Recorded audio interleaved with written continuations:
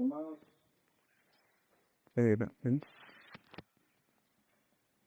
sean bienvenidos en esta tarde. Es un gozo estar juntos para estar ante la palabra del Señor predicada.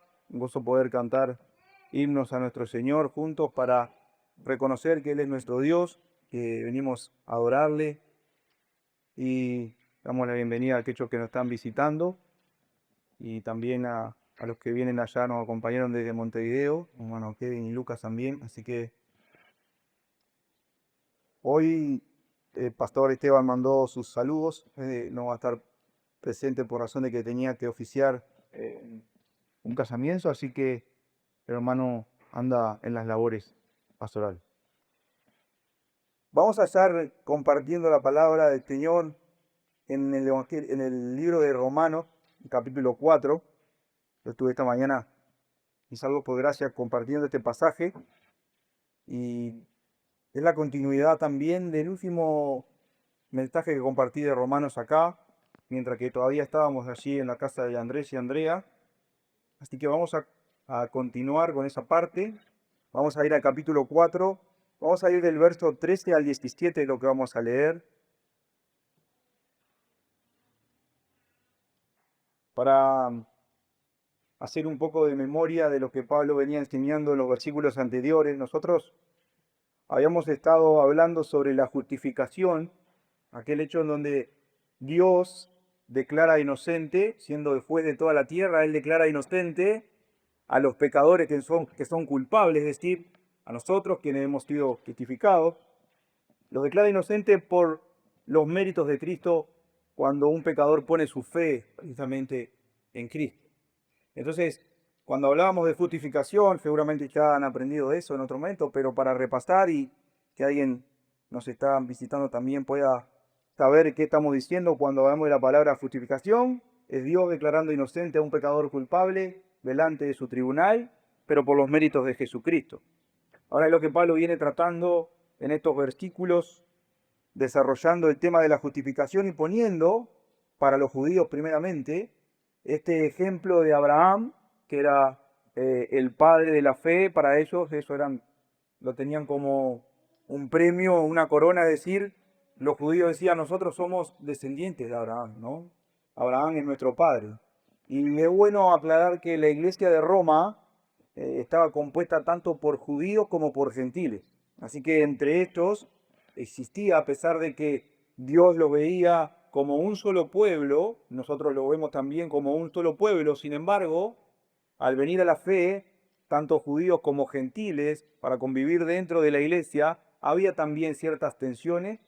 Entonces, una de las cosas que podía estar pasando dentro de la iglesia era, por un lado, el orgullo de los judíos que habían venido a la fe en Cristo, porque Pablo ya aclaró en los versículos anteriores de que tanto judíos como gentiles reciben la justificación por medio de la fe, sin importar de dónde venga.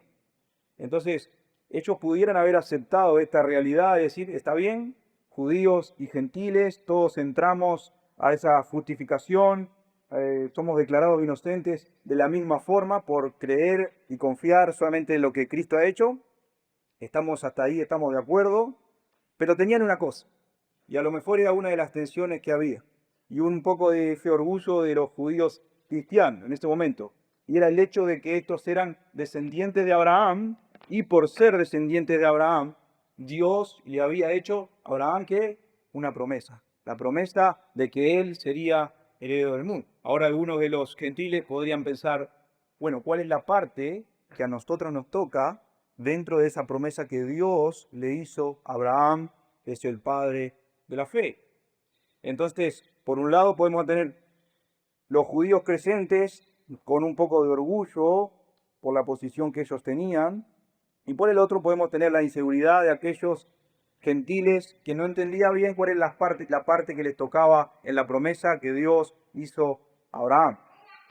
Ahora, pensando en esto, vamos a leer lo que dice el verso 13, vamos a leer hasta 17, dice, porque no por la ley fue dada a Abraham o a su descendencia la promesa de que sería heredero del mundo, sino por la justicia de la fe. Porque si los que son de la ley son los herederos, vana resulta la fe y anulada la promesa, pues la ley produce ira. Pero donde no hay ley tampoco hay transgresión. Por tanto, es por fe para que sea por gracia, a fin de que la promesa sea firme para toda su descendencia, no solamente para la que es de la ley, sino también para la que es de la fe de Abraham, el cual es padre de todos nosotros. Y como está escrito, te he puesto por padre de muchas naciones delante de Dios, a quien creyó, el cual da vida a los muertos y llama las cosas que no son como si fuesen. Vamos a orar, hermano. Padre, te damos gracias, Señor, por esta tarde, por este momento que podemos estar ante tu palabra. Podamos, Señor, estar con reverencia delante de tu palabra, con atención, Señor, que tú puedas iluminar nuestras mentes de manera que podamos entender lo que tu palabra dice y que nuestras vidas puedan ser transformadas, Señor, al exponernos a tu verdad. Rogándote que podamos, Dios mío, en esta tarde contemplar a Cristo por medio de las Escrituras, Señor. Te damos las gracias y que tú me ayudes, Señor, en esta tarde, en el nombre de Jesucristo. Amén.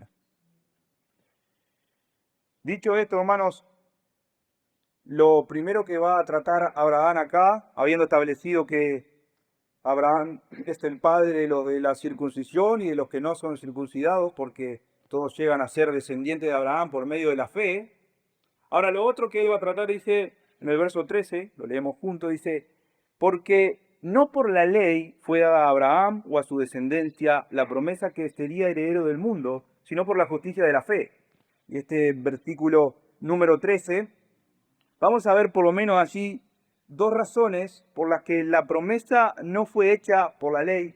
Y cuando Pablo menciona acá la ley, está pensando en la ley moral de Dios, la ley ceremonial y la ley civil. Incluye esas tres, pero él está diciendo que la promesa que Dios le hizo a Abraham, lo que vemos en el libro de Génesis, de que él sería heredero del mundo, no fue hecha por la ley. Y esto está implícito en el texto de por qué no fue hecho por la ley. Primeramente, la razón que parece un poco lógica es el tiempo en el que la promesa Dios se la hace a Abraham. En el momento que Dios le hace esa promesa a Abraham, no había una ley promulgada, porque esta ley promulgada, ¿cuándo llegaría? 430 años después. Entonces parece lógico de que una de las razones de por qué la promesa no fue hecha por medio de la ley fue porque no había una ley promulgada, ¿verdad? Estamos de acuerdo con esta razón que está ahí implícita. Ahora, otra de las razones de por qué no fue hecha por la ley es porque Pablo mismo está diciendo acá en la segunda parte del pasaje, él dice, sino por la justicia de la fe. No fue hecha por la ley no existía en ese momento, pero sí fue hecha por la justicia de la fe. Y es bien interesante porque no dice que la promesa fue hecha por la fe. Lo que dice es que fue hecha por la justicia de la fe. Y si ustedes recuerdan lo que nosotros venimos hablando sobre esta justicia, lo que Pablo está diciendo acá es que en el preciso momento, cuando Abraham fue declarado justo delante del tribunal de Dios, que es el ejemplo que que Pablo pone en el capítulo 4, que pues diremos de Abraham, porque si Abraham fue justificado por las obras, y más adelante en el verso 3 dice, ¿por qué? ¿Qué dice la Escritura? Creyó Abraham a Dios y le fue contado por justicia. ¿Qué está diciendo? En ese momento, cuando Abraham recibe la justicia de Dios por medio de la fe, en ese mismo momento Abraham es hecho, ¿qué? Un heredero del reino de los cielos, un heredero del mundo venidero. Entonces, lo que Pablo está exponiendo acá, haciendo una conexión entre la justificación por la fe sola y que esa justificación solamente por medio de la fe nos convierte al mismo tiempo en herederos legítimos de la misma promesa que Dios le hizo a Abraham.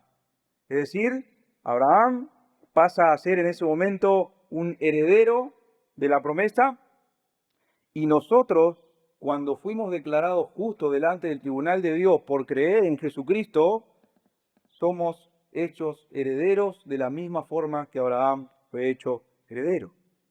Entonces, lo que Pablo está explicando acá es ese hecho de que fue por la justicia de la fe que a Abraham le fue hecha la promesa de que sería heredero del mundo. Ahora, dicho esto, también creo que Pablo en otras partes, en otra carta, por ejemplo, la carta que escribe a los Gálatas, él va a repasar esto y dice, vamos a leer el capítulo 3 y el verso 29, donde Pablo va a decir, y si ustedes son de Cristo, entonces son descendientes de Abraham y son herederos según la promesa. ¿Qué está diciendo? Si Pablo está queriendo tratar de alguna forma tanto con el orgullo de los creyentes en la iglesia en Roma y con la inseguridad de los gentiles, dos cosas que le va a decir a eso es, ustedes, por medio de la fe, llegan a ser herederos descendientes de Abraham. Y por medio de la justicia de la fe que recibieron, llegan a ser también herederos de la promesa que Dios le hizo a Abraham. Entonces, no hay ninguna razón para dudar si realmente a ellos también le correspondía esta herencia que Dios había prometido primeramente a Abraham y a toda su descendencia. Entonces, bien, otra de las razones por que la promesa no fue hecha por la ley, la vemos en el verso 14. Porque Pablo quiere dejar ningún lugar a la duda con respecto a este hecho de que la promesa de Dios no fue hecha por la ley, sino por la justicia de la fe. Entonces en el verso 14 él va a decir lo siguiente. Dice, porque si los que son de la ley son los herederos, vana resulta la fe y anulada la promesa. Dos razones. Primero, él dice de que, poniendo el caso hipotético, vamos a decir, de que fuera así, ¿no? Vamos a suponer que sí, que los que son de la ley son los herederos. Tendríamos un problema. ¿Cuál sería? El primero sería que la fe sería vana. La fe sería vana. Y para nosotros alcanzar la herencia que Dios le prometió a Abraham, tenemos que observar y esforzarnos por guardar la ley, entonces ya no necesitaríamos la fe. ¿Qué quiere decir? No necesitaríamos creer en Dios. Porque lo que hace la ley, hermano, precisamente es hacernos mirar hacia nosotros, a la forma en la que nosotros podemos guardar la ley, a nuestra propia realización, nuestro propio esfuerzo personal para guardar la palabra de Dios, pero no nos pone a mirar a Dios mismo, que es el que promete, sino a nosotros.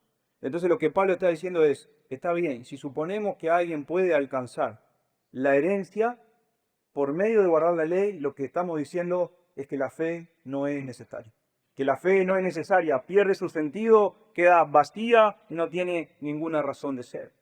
Así que por esa razón, la herencia no le llegó a Abraham por medio de la ley, sino por medio de la justicia de la fe. Así que otra de las cosas que va a tratar Pablo acá, él dice, y no solamente eso, la fe resulta vana, pero ahora va a agregar otra cosa, la promesa queda invalidada. Ahora, la pregunta que debemos hacernos, ya vimos por qué la fe resulta vana, la otra pregunta que podemos hacernos es, ¿por qué razón, si nosotros queremos o creemos que la herencia se puede alcanzar, o la promesa se puede alcanzar por medio de guardar la ley, entonces la promesa que Dios le hizo a Abraham queda anulada? ¿Por qué razón? Bueno, la primera razón es porque cuando Dios le hace esa promesa a Abraham, si él le estuviera diciendo que el alcanzar la promesa de Dios, que alcanzar la herencia eterna, dependería en algo muy pequeño de él, de lo que él pudiera hacer, ¿verdad? Le estaría prometiendo a Abraham algo que Abraham jamás podría alcanzar. Si le estuviera diciendo a Abraham que voy a hacer una promesa de que vos y tu descendencia van a ser herederos del mundo. Pero solamente si ustedes obedecen la ley completa y perfectamente, no solamente vos, cada uno de los que vengan después de vos. Eso sería un abuso. Eso sería un quite para Abraham. Al saber de que él, siendo un hombre pecador, tenía que guardar la ley perfectamente para poder finalmente heredar la promesa que Dios le estaba haciendo. Dios le estaría pidiendo algo a Abraham que Abraham jamás podría lograr. Entonces, en ese sentido, la promesa que Dios le estaba haciendo a Abraham no tendrían ningún valor. Es como que si yo le hubiese dicho algo a Abraham, que a Abraham jamás le importaría. ¿Por qué? Yo sé lo que me estás pidiendo y yo no lo puedo alcanzar. Esta promesa que me estás haciendo no representa nada para mí porque no la puedo alcanzar. Ni yo, ni ninguno de los que vengan después de mí. Entonces, pensar en esa forma, pensar en que a Abraham se le hizo una promesa de que sería heredero del mundo y que él la tenía que alcanzar por medio de la ley, hermanos, es, por un lado, hacer vana la fe y por el otro, anular la promesa que Dios le hizo. Por un lado, hacer vana la fe y por el otro, anular la promesa que Dios le hizo. Entonces, para pensar un poco en esto en términos prácticos, porque de la misma forma que Pablo pudiera estar tratando esa problemática en la iglesia y esa tensión en la iglesia en Roma, nosotros no tenemos tal tensión. Nuestra iglesia es una iglesia, digamos, de que a menos que uno sepa que hay un judío de nación acá, un israelita, mayormente somos gentiles. Gentiles que hemos venido a la fe en Cristo, que sí somos descendientes de Abraham por medio de la fe y que sí somos también herederos de esta misma promesa que Dios le hizo a Abraham. Sin embargo, hermanos, nosotros somos el pueblo de Dios redimido y dentro de nuestras filas, en nuestras iglesias, nosotros estamos lidiando tanto con el orgullo como con la inseguridad. Dos problemas que nosotros tenemos dentro de nuestras iglesias, porque nosotros estamos dentro de la iglesia de Cristo, es por un lado el orgullo y por el otro la inseguridad. Por un lado el orgullo pensando ¿en qué? Hermanos, cuando nosotros nos ponemos a pensar por un momento de que somos dignos merecedores de la promesa de Dios, de esa herencia que Dios le promete a Abraham, por alguna posición que tengamos dentro de la iglesia, por alguna práctica que nosotros hagamos dentro de la iglesia o fuera de ella, por congregarnos con fidelidad, por leer nuestra Biblia, por ayudar y dar ofrendas generosas para el reino de los cielos, por cualquiera de esas cosas, hermanos. Nosotros no estamos diciendo que somos merecedores de esta herencia, pero estamos sintiéndonos dignos de merecer lo que Dios le ha prometido a Adán. Yo soy un digno merecedor ¿de qué? De esta herencia que Dios prometió a Abraham. Soy un digno merecedor y heredero del cielo, heredero del nuevo cielo y la nueva tierra. Lo que hay en nuestro corazón. Espero que esa no sea la situación de alguno de nosotros, pero ciertamente cuando examinamos nuestro corazón, hay orgullo ahí, hay mucho orgullo ahí. Y aunque no lo digamos, sin embargo, sentimos cierta tranquilidad cuando estamos haciendo todos nuestros deberes cristianos. Entonces, me encanta el versículo 16. ¿Por qué? Porque también están los hermanos que pueden estar pensando en la otra vereda. ¿Cuáles son? Aquellos que están pensando, qué buena esta promesa que Dios le hizo a Abraham. Pero el problema es el siguiente, es que yo no estoy digno. Yo no soy digno de alcanzar tal promesa. Yo no soy digno ni siquiera de que se me mencione una promesa tal. Yo no puedo formar parte ni recibir absolutamente nada de Dios. ¿Por qué?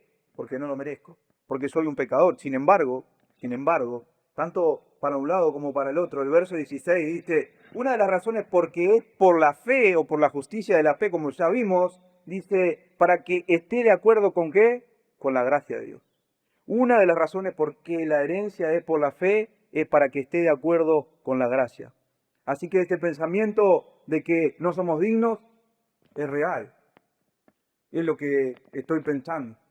Es lo que estoy pensando cuando me levanto. Ahí, inclusive cuando ahí tenemos un amigo que va a venir a visitarlo en un momento, que es parte de nuestra congregación en Salvo Fue Gracia, y a veces nos juntamos a comer algo rico ahí y elegimos unas buenas comidas y cuando estamos comiendo nos miramos y decimos, no lo merecemos.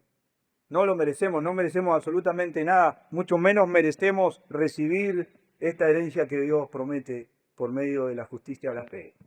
Entonces, este pensamiento en realidad de que no somos dignos, está bien. Está bien y tiene que ser así. Tenemos que entender de que no lo somos. Sin embargo, la buena noticia, tanto para Abraham como para nosotros hoy, ¿saben cuál es?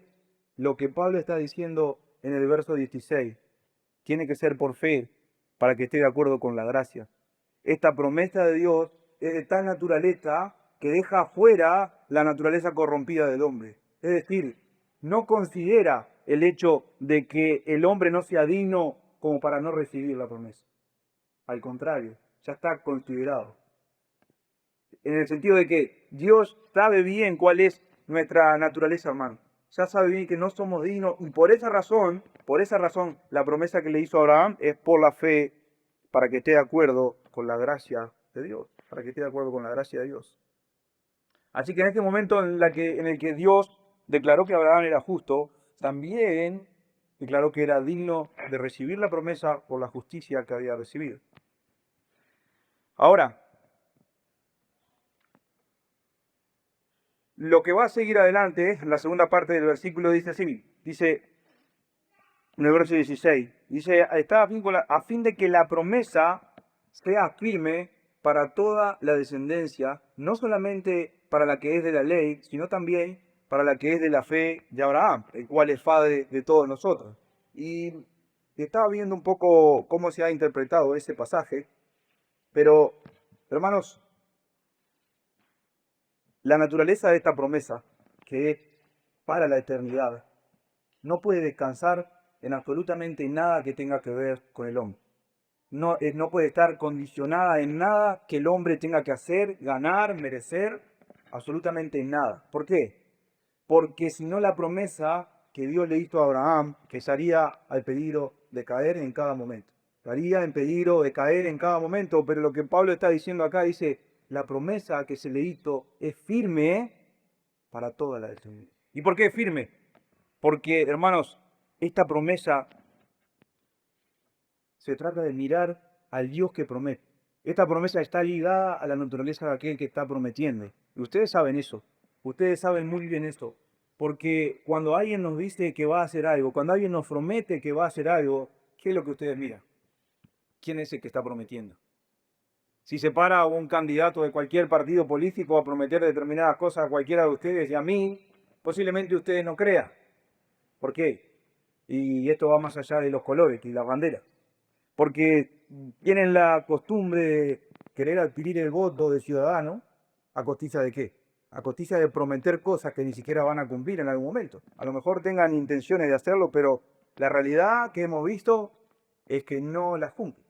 Entonces, cuando nosotros recibimos una promesa, nosotros siempre estamos mirando qué cosa, la naturaleza de aquel que hace la promesa. Si la naturaleza de aquel que hace la promesa es una persona confiable, y aún así puede ser que no la pueda cumplir. ¿Por qué? Porque no es Dios. Porque no tiene control de absolutamente todas las cosas. Entonces, capaz que han conocido a alguien, les ha pasado, o a ustedes mismos, comprometerse a hacer algo, dar su palabra de hacer algo, tener la intención de hacer algo, pero finalmente no poder hacer. Hermanos, no puede descansar en absoluto la promesa de Dios en hombre alguno, porque estaría en peligro de caer y esta promesa tenía que ser firme para toda la descendencia de Abraham, para toda la descendencia de Abraham, y no podía caer. Así que esta promesa descansa ¿en quién? En Dios y en su fidelidad y en su poder.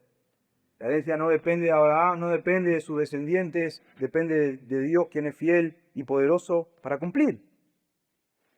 Hasta ahí creo que queda claro el punto de que la promesa que recibió Abraham de ser heredero del mundo no fue por medio de la ley, sino que fue por la justicia de la fe. Creo que Pablo usó argumentos suficientes y claros para establecer este principio y es claro para nosotros también y espero que lo sea.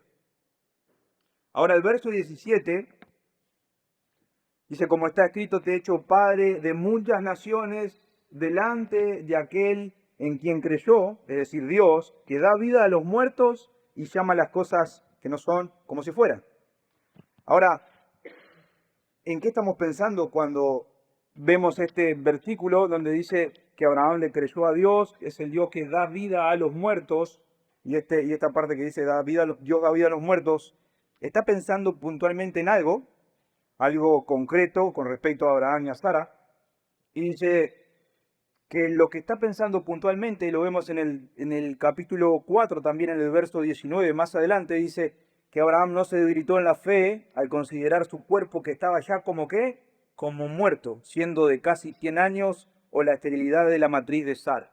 En qué está pensando Pablo cuando menciona esto? Primeramente está pensando en Abraham en el momento que recibe la promesa.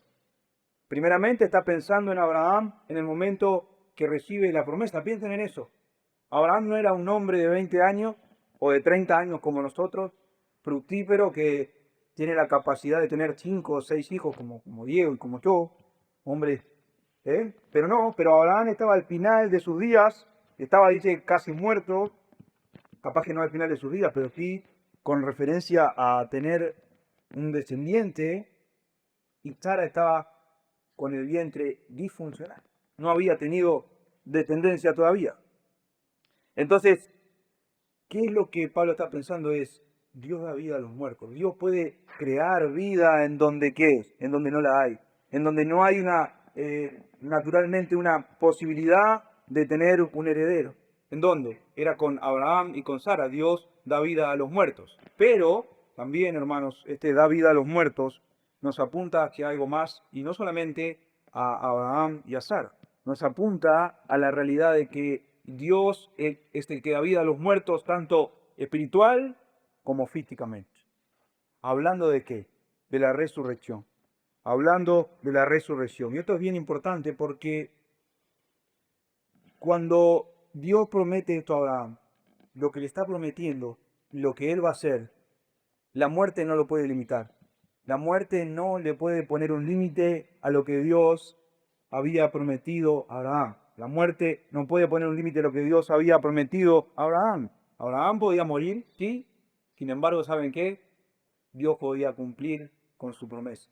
Dios podía cumplir con su promesa. Su promesa no iba, la promesa que Dios le hizo a Abraham no iba a terminar con él en el lecho de muerte. Por el contrario, Dios lo iba a volver a levantar de entre los muertos. Y Dios iba a seguir con el cumplimiento de su promesa a través de su descendencia, hermano. Ahora, ¿qué seguridad es esta promesa cuando las personas se enfrentan en el lecho de muerte? Porque todo lo que Dios ha prometido hacer en este mundo y en el mundo venidero con nosotros, Él lo va a cumplir. Me encanta el versículo que estudiamos con ustedes también en el Evangelio de Juan, cuando tienen este episodio con Lázaro, ¿se acuerdan? Que las hermanas se acercan allí y dije, bueno, si ese estaba aquí, Lázaro no hubiera muerto, pero ahora que ya murió, como que ya no podés hacer mucho. Y Jesús le responde, le dice, de cierto te digo, es que el que cree en mí, aunque esté muerto, vivirá. El que cree en mí, aunque esté muerto, vivirá. La muerte no es un límite para que Dios pueda cumplir con su promesa. Entonces, esta realidad de lo que Pablo está planteando acá, Dios da vida a los muertos, y ya vimos eso, es una gran promesa para aquellos que están enfrentando el lecho de muerte. Es una gran esperanza para aquellos que han confiado en Cristo al saber de que Dios va a cumplir lo que ha prometido. Dios no los va a dejar perecer completamente. Entonces, la segunda parte de este versículo 17 dice, Dios da vida a los muertos y Dios llama a las cosas que no son como si fueran. Dios llama a las cosas que no son como si fueran. Ahora, yo creo que este pasaje también lo hemos escuchado, pero a lo mejor un poco sacado de su contexto y para promover algunas doctrinas con respecto a declarar y proclamar y decretar que hay cosas que van a pasar si nosotros declaramos que ya pasaron. Es decir, si sos un hombre de fe, cuando ores para conseguir trabajo, esto es lo que tenés que hacer.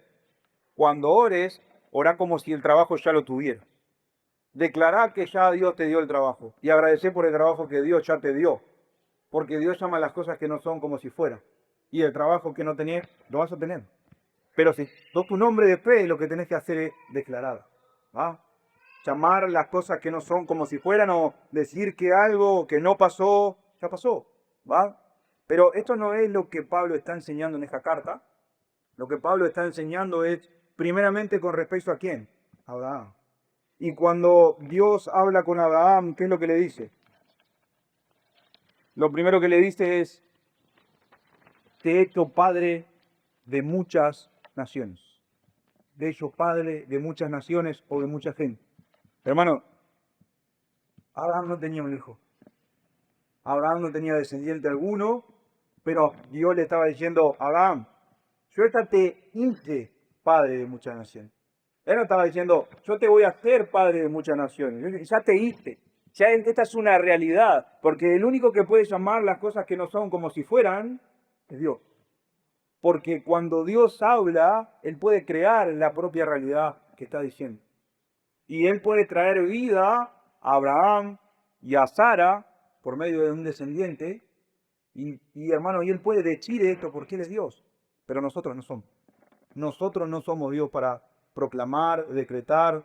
Así que si alguno tiene esa costumbre de decretar o proclamar, Dios a mí ya me perdonó por esto, pero entiendo de que la parte que me toca a mí es rogar a Dios, clamar a Dios, que sea tu propia voluntad. Entonces, ahora, viendo lo que realmente el texto significa es increíble lo que Dios le dice a Abraham. Abraham, yo ya te hice padre de muchas naciones. De muchas naciones, no solamente del pueblo de Israel, de muchas naciones, muchos pueblos. Entonces, Dios no está esperando, hermano, que nosotros seamos algo para llamarnos. Él nos llama, y en el libro de Romanos, si ustedes pueden acordarse del pasaje, en el capítulo 8, Pablo va a hablar de que los creyentes son los llamados, los justificados y los que están, ¿qué? Glorificados. Y lo habla como una realidad que también ya pasó. ¿Por qué? Porque es lo mismo que Pablo está enseñando acá. Dios puede llamar las cosas que no son como si fuesen. Los cristianos fueron justificados, fueron llamados, justificados y glorificados. A pesar de que ahora estén perdidos en su pecado. A pesar de que ahora muchos de los que son parte del pueblo de Dios ni siquiera están nacidos. Es increíble. Pero esto es así, hermano, para la mente de Dios. Nosotros ya estamos glorificados, los que estamos confiando en Cristo. Esa es una realidad. Entonces, Dios puede llamar las cosas que no son como si fueran. Dios puede mirar a Abraham, que no tiene un solo hijo, y decirle a Abraham, yo ya te hice padre de muchas naciones, sin esperar a que él tuviera absolutamente nada. Cuando vamos a la Biblia, por ejemplo, en el libro de Génesis, hasta el capítulo ese en donde se habla de Abraham, se habla de Abraham. Y cuando él le pone ese nombre a Abraham, dice, a partir de este momento vas a ser Abraham. Con H, le agrega la H ahí entre medio. Y dice, a partir de este momento la Biblia empieza a nombrar a Abraham como el padre de muchas naciones. Ahora, aclarado el punto entonces de que Abraham recibe la promesa por la justicia de la fe, nosotros recibimos de la misma forma, y es por gracia porque no somos dignos, lo que debemos pensar ahora, hermanos, es que esto que nosotros recibimos, eso que Abraham recibió, que nos llega a nosotros por la promesa que Dios le hizo, por medio de la justicia de la fe, Cristo es el heredero natural de esta herencia, el único digno, merecedor de esa herencia, y es al mismo tiempo el que conquistó esta herencia para nosotros. ¿Qué estamos diciendo? Porque estamos hablando de una herencia, algo que Dios le prometió a Abraham. Pero hermanos, ninguna persona es heredero del reino de los cielos aparte de Cristo.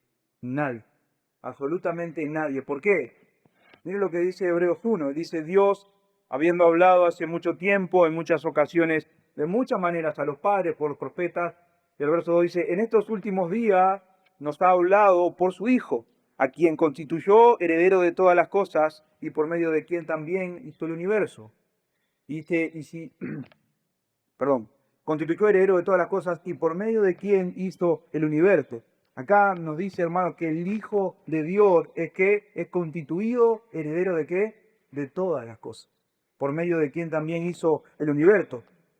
Él es naturalmente el heredero. El descendiente de Abraham. Nosotros le vimos hoy, Abraham le decía, a tu descendencia también era esta promesa. Y más adelante dice que esta descendencia era Cristo mismo. ¿Verdad? Hemos leído eso en otra oportunidad. Pero Cristo es el descendiente natural, perdón, el heredero natural de la promesa de Dios, pero al mismo tiempo el mismo que viene a conquistar esa herencia para nosotros. ¿Y de qué estamos hablando? Cuando nosotros hablamos de ser herederos del mundo, uno puede pensar en el mundo tal y como está, lleno de pecado y de corrupción, por nosotros en el mundo, pero la promesa que se le está haciendo nos está hablando de un nuevo cielo y de una nueva tierra. Un nuevo cielo en donde el pecado ya no va a estar, la corrupción ya no va a estar, la muerte ya no va a estar, y esta es la tierra nueva y el cielo nuevo que se nos está prometiendo, hermano. Sin embargo, para que esto esté así, primero Cristo, siendo el heredero natural, tuvo que venir a conquistar el pecado y tuvo que venir a conquistar la muerte. Y me encanta lo que la Escritura dice. Si somos hijos de Dios, también somos herederos de Dios, y usa una palabrita, coherederos con Cristo. Coherederos con Cristo. Lo que nos deja en claro que aparte de Cristo, no hay nada que nosotros tengamos que dar. Ahora, nosotros tenemos que pensar en dos cosas. Cuando hablamos de justificación al primero, y anteriormente hablamos de lo que Dios hace que nosotros necesitamos para ser salvos, ¿verdad? Cuando hablamos de la herencia que viene por esa justicia que recibimos, hablamos de la benevolencia de Dios para hacernos a nosotros, que somos indignos, herederos del nuevo cielo y de la nueva tierra, para reinar juntamente con Cristo. Estamos hablando de dos cosas que están conectadas, que una nos da entrada a la otra, pero de cosas que son diferentes. La justificación nos pone en una posición de ser herederos legítimos de la promesa que Dios le hace a Abraham, es cierto, pero esto es algo que nosotros no necesitábamos como tal.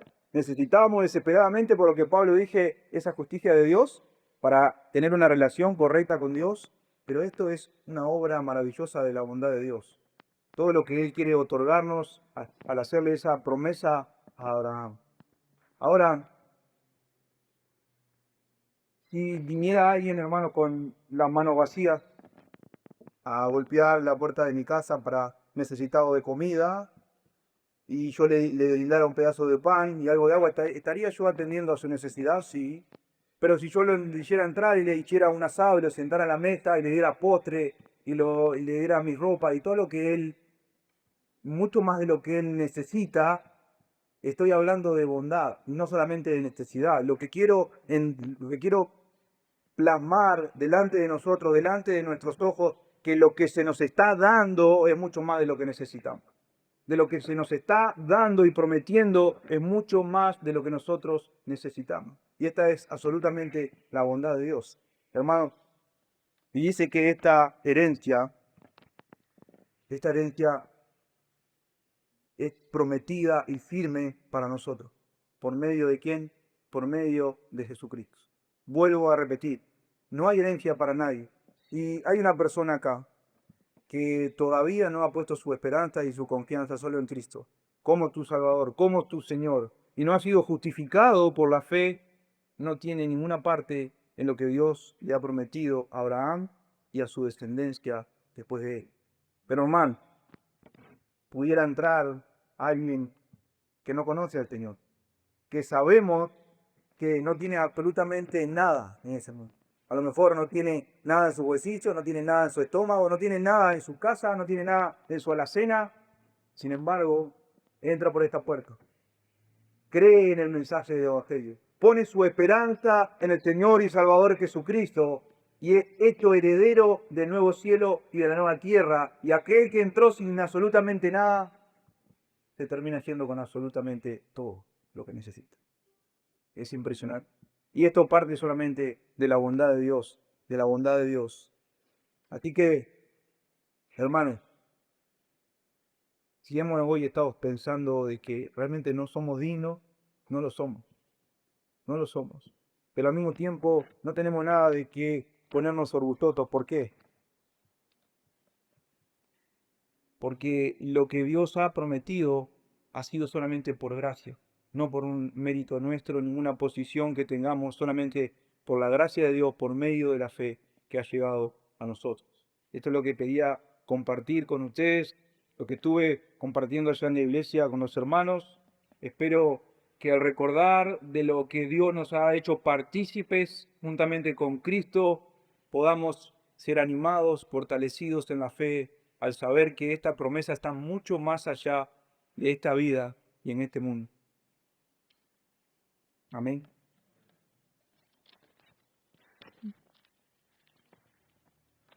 Voy a pedir al hermano Andrés que pueda estar pasando, terminar alguna reunión.